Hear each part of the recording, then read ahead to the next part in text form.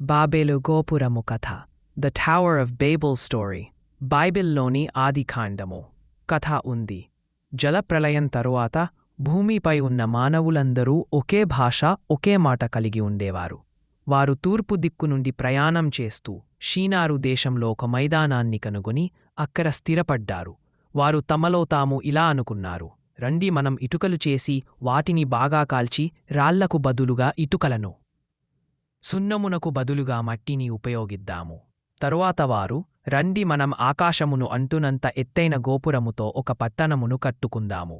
దీనివలన మనం భూమి అంతటా చెదరిపోకుండా మనకంటూ ఒక పేరు సంపాదించుకుందాము అని అనుకున్నారు. వారు తమ శక్తిని ఐక్యతను బట్టి గర్వంతో దేవుని అడగకుండా పరలోకానికి చేరడానికి ఒక మార్గాన్ని నిర్మించడానికి ప్రయత్నించారు. ఈ పనిని చూడటానికి యెహోవా దేవుడు క్రిందకు వచ్చాడు.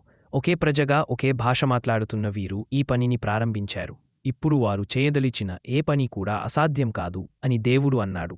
అప్పుడు దేవుడు వారిని ఆపివేయాలని నిర్ణయించుకున్నాడు. రండి మనం దిగిపోయి వారు ఒకరి మాట ఒకరు అర్థం చేసుకోకుండా వారి భాషను కలవరపెడదాము అని అన్నాడు. ఆ విధంగా దేవుడు వారి భాషను మార్చివేశాడు. వారు ఒకరినొకరు అర్థం చేసుకోలేకపోయారు. దానితో వారు ఆ పట్టణమును కట్టుట మానివేసి భూమి అంతటా చెదరిపోయారు. అక్కడ యెహోవా భూమియందలి భాషంతటిని కలవరపరిచెను. గనుక పట్టణమునకు బాబెలు అను పేరు వచ్చింది. బాబేలు అనే పదానికి కలవరం అనే అర్థం ధ్వనిస్తుంది. కథలోని ముఖ్యాంశాలు: మానవ అహంకారం మరియు అవిధేయత, దేవునిపై ఆధారపడకుండా తమ స్వంత శక్తితో ఆకాశాన్ని చేరుకోవాలని, తమకు ఒక గొప్ప పేరు తెచ్చుకోవాలని వారు ప్రయత్నించారు.